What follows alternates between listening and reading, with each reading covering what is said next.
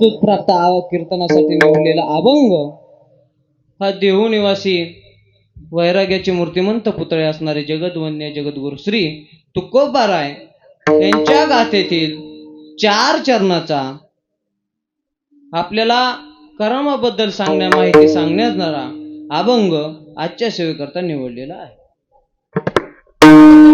तुकोबारायांचाच अभंग का निवडला?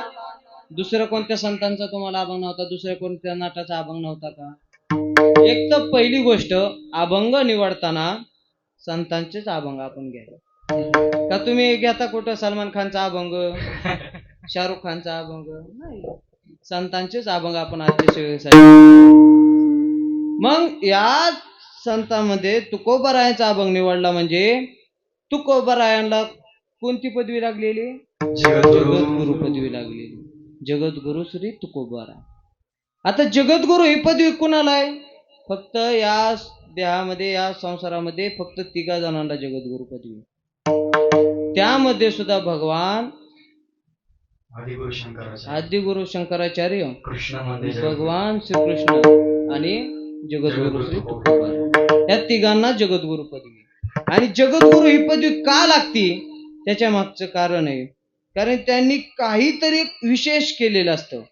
मग जगद्गुरु तुकोबाराय आता पहिल्यांदा पाहिलं तर भगवान श्रीकृष्ण त्यांना काय जगद्गुरु पदवी लागली? त्यांनी नंदीचं दूध काढलं होतं, म्हणजे बैलाचं. म्हणजे बाबा लहान होता आणि गेला गोशाळेत. भगवान श्रीकृष्ण गोशाळेत गेले आणि गोशाळेत गेले. आता त्यांना दूध प्यायचं होतं, रांगत रांगत गेले आणि बैलालाच दूध प्यायला लागले. आता बैल कुठं दूध देतो का? नाही. परंतु त्या ठिकाणी त्यांनी ते स्थापन केलं. तसं वैराग्य त्यांनी त्या ठिकाणी केलं की बैलाला सुद्धा दूध प्यायला लावलं.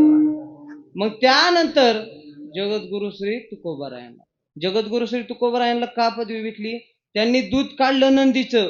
पण कुठल्या नंदीश्वरा ते पूजिले, दूध नंदीचे काढिले. म्हणजे हेलेश्वर भगवान शंकराच्या पिंडी समोर असणारे जे नंदी आहेत, त्या नंदीचं दूध कोणी काढलं? तुकोबारायांनी काढलं. म्हणजे भगवान श्रीकृष्णाने जिवंत बैलाचं दूध काढलं, परंतु जगद्गुरु श्री तुकोबारायांनी दगडाच्या नंदीतून काय काढलं? दूध काढलं बरं. म्हणून त्यांना जगद्गुरु श्री. मग त्या जगद्गुरूंचा आजच्या सेवेकरता निवडलेला अभंग.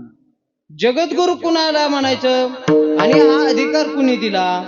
तर हा अधिकार त्यांना रामेश्वर भट्टांनी दिला. रामेश्वर भट्ट कोण होते? ज्यांचे 6 शास्त्र, 18 पुराण, 4 वेद, मुखोद्गत पठण होते, म्हणजे पाठ होते, अभ्यास त्यांचा होता, असे असणारे रामेश्वर भट्ट. आणि तेच रामेश्वर भट्ट ज्यांनी तुकोबारायांचा छळ केला. बरं का बसलेली? कोणते? तुकोबारायांचा ज्यांनी छळ केला, ज्यांनी तुकोबारायांच्या वया म्हणजे गाथा नदीत बुडावला, ते रामेश्वर भट्ट. त्या रामेश्वर भट्टांनी जगद्गुरु श्री तुकोबारायांचं शेवटी वर्णन करताना सांगितलं की जगद्गुरु तुकोबाराय, तुकोबाराय कोण आहेत आणि कुणाचा अवतार?